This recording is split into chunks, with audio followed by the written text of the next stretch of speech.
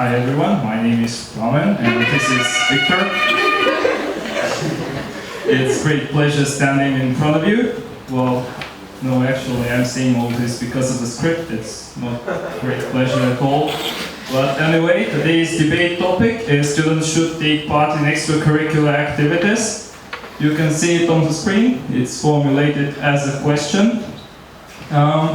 As a representative of the affirmative side, I'm going to argue that students should indeed take part in extracurricular activities. I'm looking forward to a very lively debate with the opposing team, although it's represented by just one person. So, my value is personal enrichment. I claim that extracurricular activities literally help us with everything.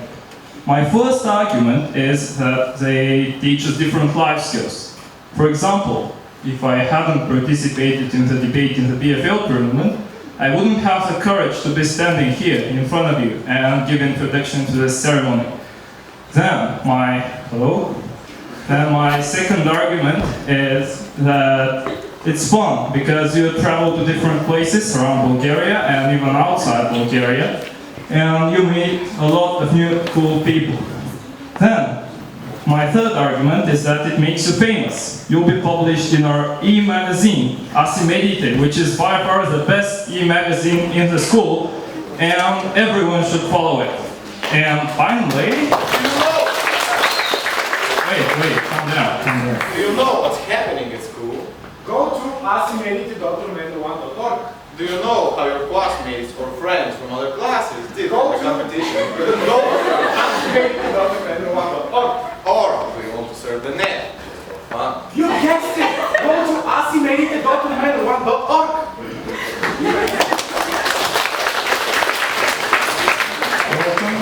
Welcome girls, you can find a seat somewhere.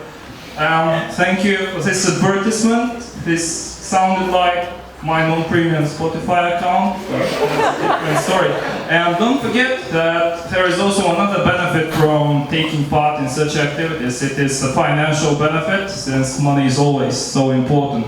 This is Victor. He will be part of the negative team, like the whole negative team. Thank you. I am here to argue that students like all of you, and teachers of course, should not take part in any extracurricular activities. My value is the same as my opponent, Clemens, and this is indeed personal enrichment because, after all, this is the worst thing, and I'm going to show you why. My first argument turns out to be, again, the same as KISS. And if I hadn't taken part in the debate in the BFL tournament in Bogorgrad, I wouldn't have been standing here talking in front of all of you and trying to introduce you to the ceremony. Instead, I would have been sitting among the audience and not sweating at all, as you can probably see.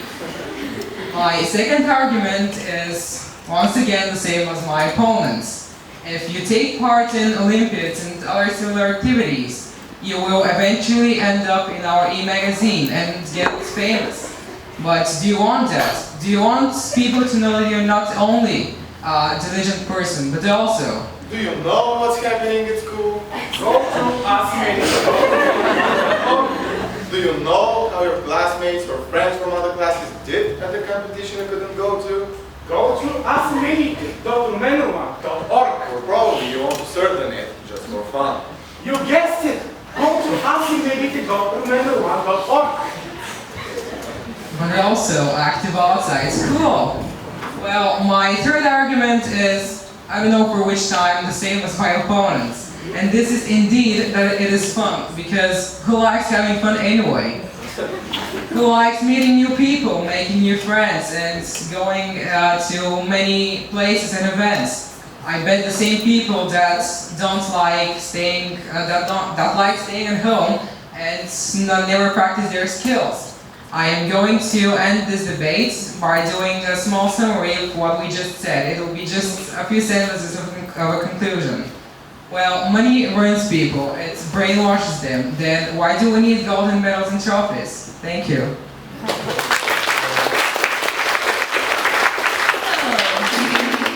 Who wins the debate? Stay with us throughout the whole ceremony to learn who wins the debate. Hello everyone, I'm Daphne. And I'm Vili, and welcome to our award ceremony, and thank you for being here. Today we're hosting a unique ceremony. A ceremony to celebrate and acknowledge the achievements connected with English in this school. We hope to show all of you that taking part in extracurricular activities is fun and totally worth it, as Plana suggested. This, of course, doesn't mean that he has won the debate, and you should definitely stay tuned in until the very end to find out who wins the debate. Anyway, this ceremony is so great, and we are so happy and enthusiastic about it, because acknowledging the hard work and extra hours each of us has spent to achieve something is so important and encouraging. And in a world where our generation is criticized for being lazy and has a bad reputation, we have the opportunity to show that there are so many brilliant people who have achieved so much in just 1 year. And of course, these successes are not limited to English-related activities, but we are not going to promote other subjects right now. Because today we're talking about English, the subject. This year we took part in a lot of competitions, some of which have already become a tradition to the school. But then there are the new and various ones, interesting ones, and we promised that we're going to tell you more about them in a minute, right? Yeah, and now it's over to Plana. Thank you, Willie. Now moving on to Olympiads. Thank you. The Olympiads are most probably the most popular competition for learners of English, where we have a rich tradition, as this is suggested. Now there are a couple of key points that I would like to focus your attention on. First of all, we were the second school sending the most qualifiers to the national round, which is a great achievement.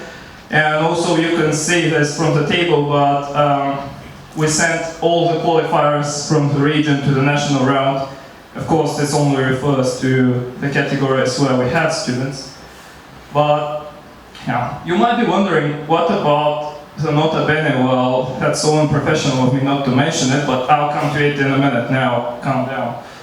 But no, don't calm down, because now is the time to tell all the names of the students who went to the national round.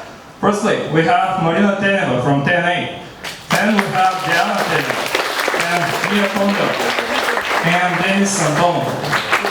Year 11, this is Svetlin. And Stefan Miller.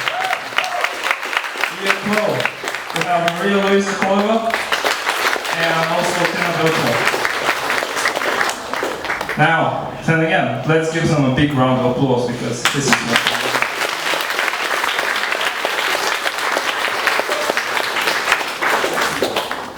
I'm sure this was not enough, but I have to go on. Now, we sent 8 qualifiers to the national round, and the foreign language school in Haskova sent 11 qualifiers. But speaking of numbers, we were the undisputed champions in terms of average number of points, with an average of 86 points. This means solid linguistic power. This is real linguistic power. This is an exceptional achievement. Let's give it.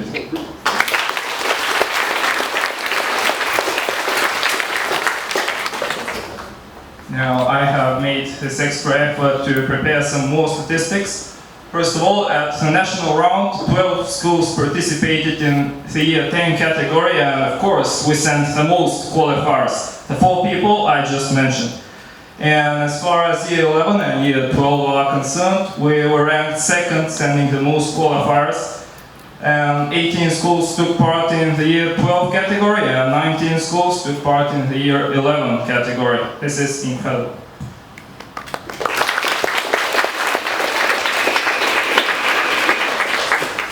Yeah, sure, maybe now comes the boring part, because this is the second round, the regional round, but guys, we made up 66% of our representatives, as you can see at the top left-hand corner. And also, I want to say that our average number of points was much higher than the other schools' average number of points. I think we should give it to them.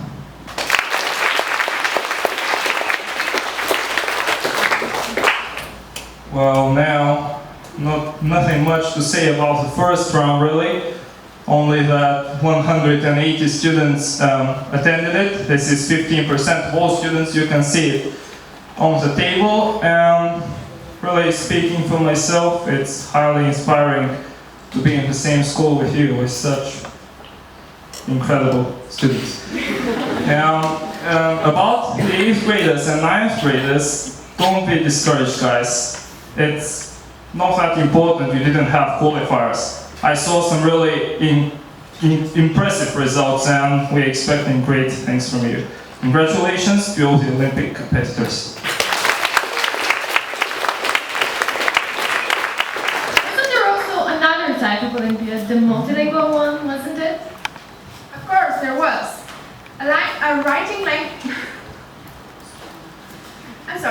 A language writing competition, which is unlike any other, is the multilingual competition. What is so special about it is that it tests the fluency of the participants and their ability to use 2 foreign languages simultaneously. Let's take, for example, the English to German group. In the first part, they listen to a text read in English and then summarize it in German, surely not an easy task. In the second fragment, they read a text in German and then write an essay on the topic in English. The same goes for the other language groups as well. This year, our school's performance was highly impressive. We had 10 participants at the national round. In the German to English group, which was the most numerous, we had Sveta Naiden,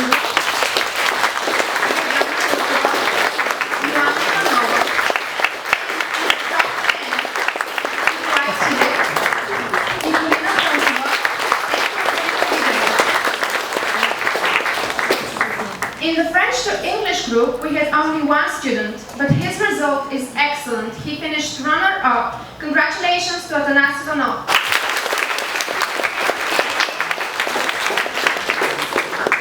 And in the English to German group, we had Tihomir Tonev.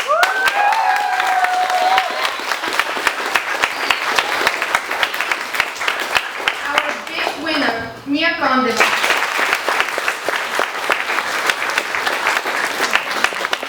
Mia had 86 out of 100 points. Her success deserves our appreciation not only because this is an outstanding performance, but also